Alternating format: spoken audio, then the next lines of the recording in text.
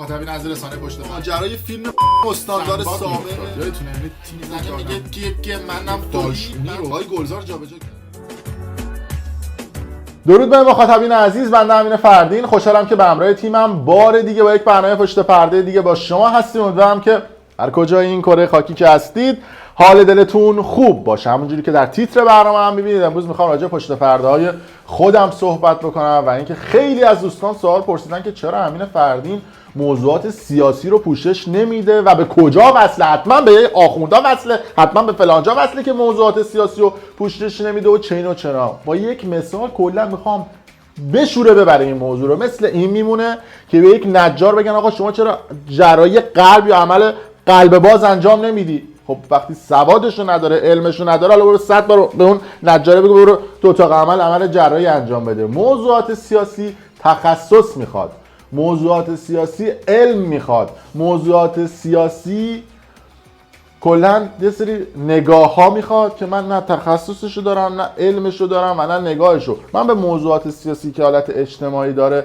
ربط به سبک کاری من داره میپردازم، نه به موضوعات سیاسی با نگاه سیاسی. چون از قدیم پدر و مادر من و شما به ما یه جمله یاد دادن که آقا سیاست پدر و مادر نداره و اصلا شما نمیدونید کدوم جریان سیاسی به کجا وصله، به کی وصله و از کی داره خط میگیره.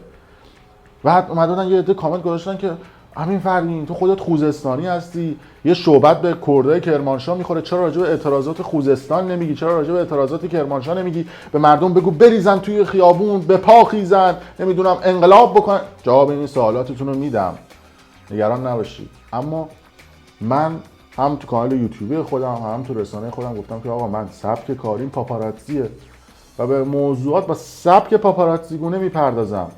تخصصم هم سیاست نیست، سوادش هم ندارم، علمش هم ندارم، اما یه قانون دارم.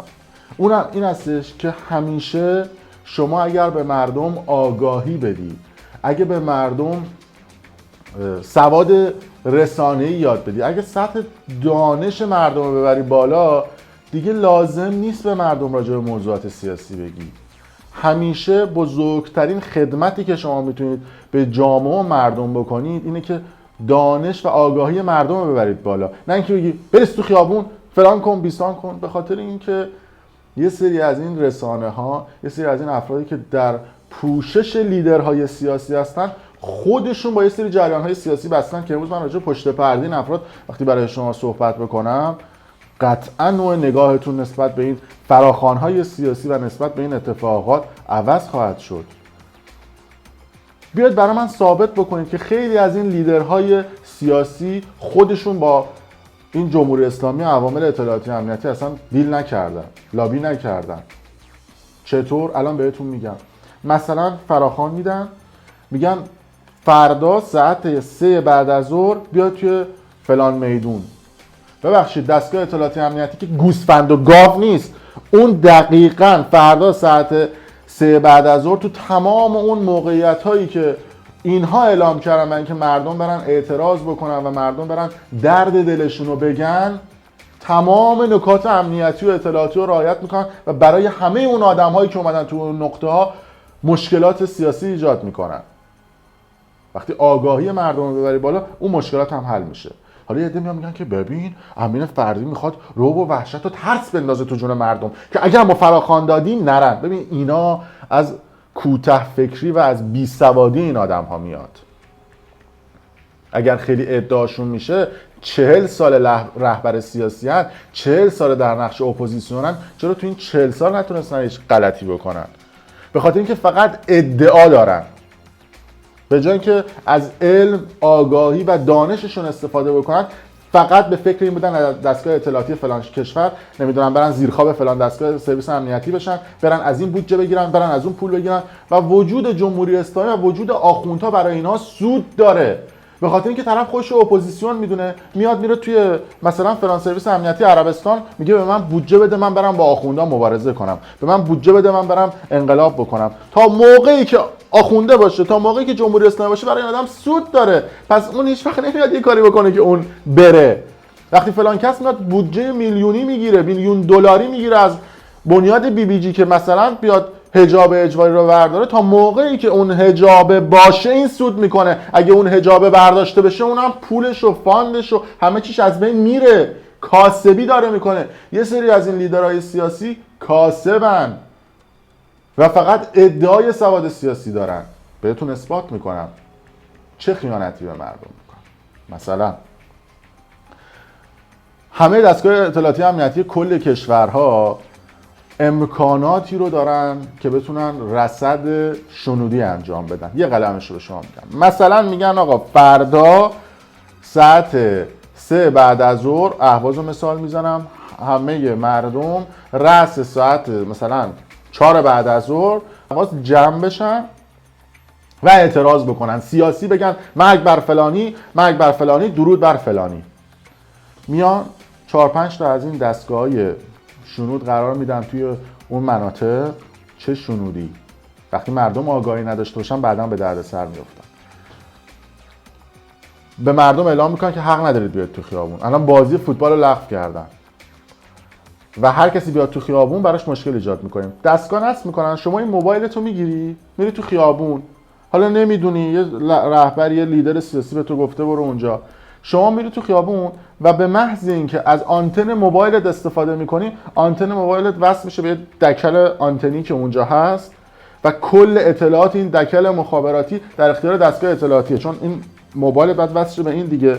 اینا میان میگن که هر کسی توی اون منطقه فلک پارک بود و با موبایل بود و وصل شد به این در شعاع 5 کیلومتری، قطعاً کسانی هستند که در تظاهرات و در فضاهای سیاسی حضور داشتن. تمام اطلاعات موبایل، شماره تلفن این افراد رو میگیرن و فردا یکی میگن بیاید شما فلان روز تو فلان جا چیکار میکردی و برای مردم مشکل ایجاد میکنن. سودش چیه؟ اون کسی که این فراخوانو داده میاد میره به فلان سرویس امنیتی میگه ببین بودجه رو به من دادی، من این همه آدم رو آوردم تو خیابون. حالا اون آدمی که رفته تو خیابون و اعتراض کرده میفته تو زندان، میفته تو اوین، میفته توی 1000 تا مشکلات. دیگه کار دولتی بهش نمیدن دیگه. بله مردم غم نان دارن، یا دیگه برای طرف فرقی نمیکنه بیفته زندان یا نیفته، میگه آقا دیگه بالاتر از سیاهی رنگ صدقه میرم تو زندان نونی میخورم.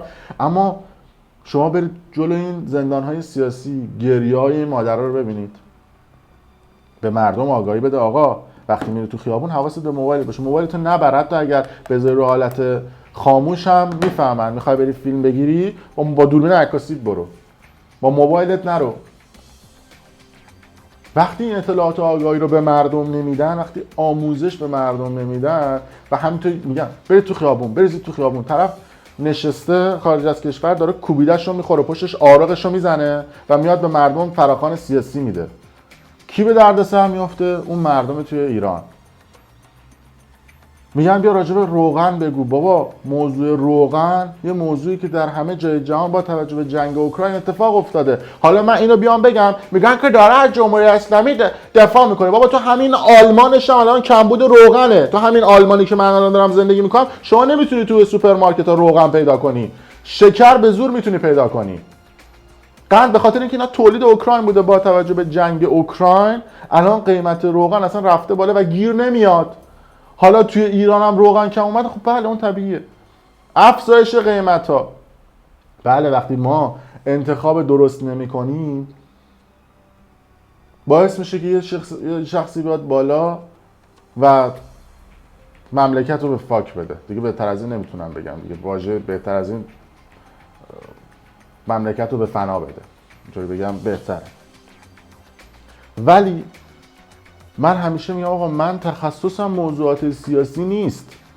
به چه زبونی بگم؟ لا سیاسی. من موضوعات اجتماعی رو پوشش میدم، در خصوص سلبریتی ها، در خصوص بازیگرا، در خصوص افراد معروف و مشهور، فوتبالیستا و این پاپاراتزی دارم کار میکنم. وقتی تخصصم بحث سیاسی نیست، از کجا میدونید فلان لیدر سیاسی که خارج از کشوره با فلان جریان امنیتی تو ایران نبسته؟ از کجا میدونید؟ سیاست انقدر کثیفه، سیاست انقدر لایه لایه است که شما نمیدونید چه جریانی با چه جریانی بسته و فقط دودش میره تو چشم اون مردمی که میرن به حرف اینا گوش میدن. به من میگن فراخوان بده مردم بریزن تو خیابون. من نمیتونم. فراخوان بدم، یک کسی بیفته تو زندان، یک کسی براش مشکل سیاسی پیش بیاد و من وجدانم راحت باشه و من برم اینجا برای خودم صاف صاف راه برم و برای اون طرفی که تو ایران مشکل پیش بیاد کاری داره، یه استوری دیگه، یه پست دیگه میذارم، میگم بریزید تو خیابون اعتراض بکنید و چرا.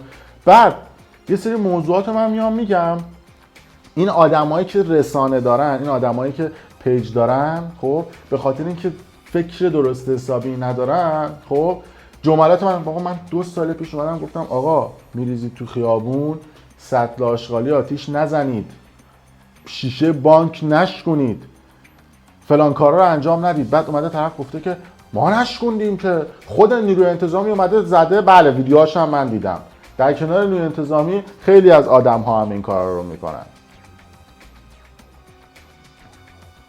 میگم آقا همه جای جهان شکوندن شیشه بانک جرمه. تو همین آلمانش هم شما بری تو خیابون شیشه بانک رو بشکنی میکنن تو فیخالدونت، میندازنت زندان. شیشه اتوبوس رو بشکنی، نمیدونم سطل آشغال آتیش به اموال دولتی آسیب بزنی میزنن تیکه پارت میکنن، میندازنت زندان، جریمه برات میبرن. توی ایران بله اون مامورا من دیدم با باتون میزنن و اینا، ولی خب معلومه نیست حالا ویدیو چقدر کامل و اینا. میگن تو مزدوری، آقا اینو باید به مردم آگاهی بدید. تویی که فراخوان سیاسی میدی، کدوم یکی از این آدمایی که اومدن فراخوان سیاسی دادن اومدن گفتن آقا تخریب اموال عمومی نکنید، گفتن فقط بریزید تو خیابون؟ اون یکیشون بود لیدر سیاسی بود میگفت برید مسجد آتیش بزنید. بابا تو هنوز وقتی اعتقادات مردم بهش احترام نمیذاری، تو که الان آخوندا بدتری. اونا اومدن نمیدونم چند سال پیش بود که بود اومدن مسجد سنیا رو آتیش زدن، مسجد مسیحا رو آتیش زدن، خیلی سال پیش بود. پس شما چه فرق با اونا میکنی وقتی احترام به عقاید دیگران نمیذاری؟ تو باید الگوی بهتر و مناسبتری باشی. تو چه لیدر سیاسی هستی که میگی آقا برید تو خیابون ماشین آتیش بزنید، برید تو خیابون اموال رو تخریب بکنید؟ بعد اونی که هم میگفت خب بدون درد و خونریزی و تخریب که نمیشه انقلاب کرد. باشه 40 سال با همین فرمون رفتید جلو، از الان هم با همون فرمون برید جلو.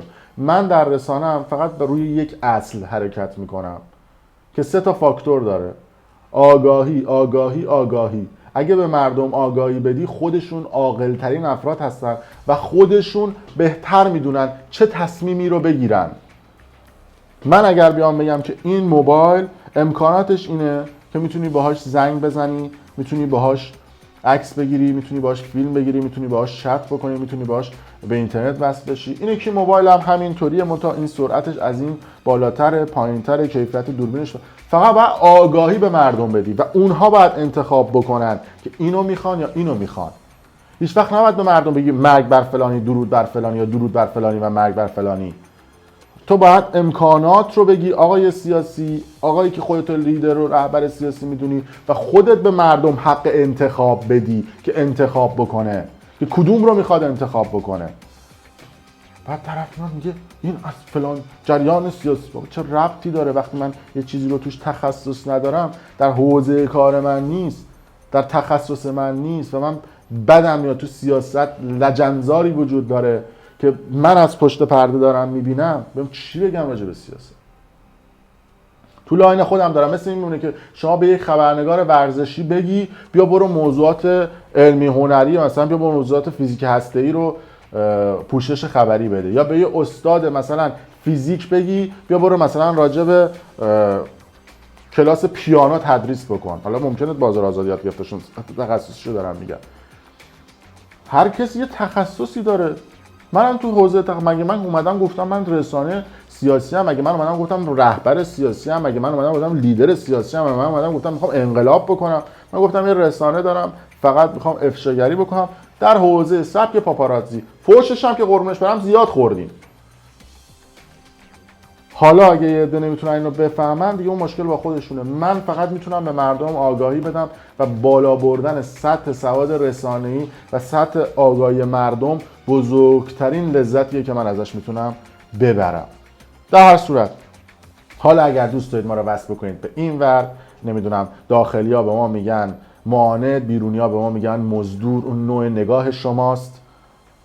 کسی نمیتونه توش دخالت بکنه، ولی من میدونم که چارچوب فعالیت رسانم فقط داره به مردم دانش و آگاهی میده از زاویه افشاگری. میگیم این واقعیتش این بوده و باید بدونید که استاندارد واقعی یک چیزی یه اتفاقی چی هستش، با ریاکاری و با یقه بستن و اینجا جای گذاشتن چیزی جلو نمیره. در هر صورت امیدوارم که وضعیت اقتصادی مملکتمون از اینی که هست بهتر بشه. امیدواریم که حال دل مردم شاد بشه. امیدوارم که وضعیت عمومی مردم بهتر بشه. من اگر خودم از اون سیستم و از اون اتفاق و اگر از اون مملکت خوشم میومد، خب میموندم تو ایران. حتما ناراضی بودم، حتما اعتراض داشتم که مهاجرت کردم، حتما منم اذیت شدم، ولی الان هیته تخصصی من یه چیز دیگه است.